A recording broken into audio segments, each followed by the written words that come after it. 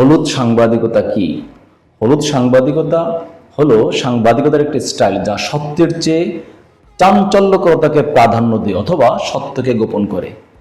হলুদ সাংবাদিকতার তিনটি বৈশিষ্ট্য: অতিরঞ্জন, কেলেঙ্কারি এবং চাঞ্চল্যকর। এটি সংবাদ প্রতিবেদনের একটি স্টাইল যা পাঠক এবং দর্শকদের আকর্ষণ করতে চাঞ্চল্যকর এবং চোখ ধাঁধানো শিরোনাম ব্যবহার করে। হলুদ সাংবাদিকতা বিভ্রান্তকর গল্প, ভুল তথ্য এবং অতিরঞ্জিত বিবরণের জন্য পরিচিত। প্রকৃত সত্য লাল চিহ্নিত, কিন্তু ক্যামেরার মধ্যে তাকিয়ে দেখুন, প্রকৃত তথ্য এভাবেই গোপন করা হয়। কখন হলুদ সাংবাদিকতা শব্দটি সামনে আসে?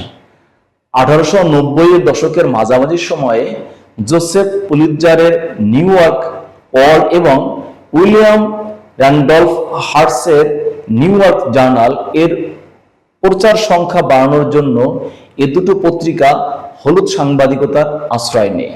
আমেরিকাই এ ধরনের সাংবাদিকতার প্রবর্তক। পরবর্তীতে আমেরিকা উপসাগরীয় যুদ্ধের সময় এমবেডেড জার্নালিজম নামে নতুন আরেকটি বিতর্কিত সাংবাদিকতা প্রবর্তন করে। তখন সাংবাদিকরা সেনাবাহিনীর অ্যারেঞ্জমেন্টে গিয়ে তারা সংবাদ কভার করে এবং তারা যেভাবে চাইতো সেভাবেই সাংবাদিকরা তাদেরকে সংবাদ দিত এবং বিভিন্ন জায়গায় এই সংবাদগুলো প্রচারিত হতো।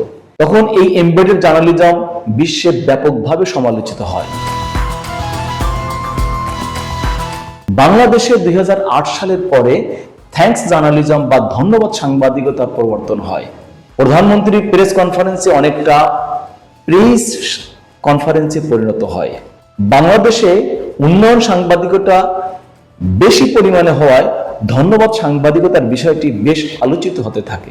রাজশাহী বিশ্ববিদ্যালয়ের সাংবাদিকতা বিভাগের আল মামুন নামে এক শিক্ষক ধন্যবাদ সাংবাদিকতা নামে একটি বই লিখছেন। সাম্প্রতিক সময়ে বৈষম্যবিরোধী ছাত্র আন্দোলনে অনেক ছবি যা প্রকাশের চাহিদা রয়েছে, কিন্তু গণমাধ্যম তা প্রকাশ করেনি। হলুদ সাংবাদিকতা ব্যক্তি নিজেও করতে পারেন, স্ব-উদ্যোগে অথবা সরকারের চাপেও হতে পারে, কিন্তু মনে রাখতে হবে হলুদ সাংবাদিকতা কোনো সাংবাদিকতা নয়।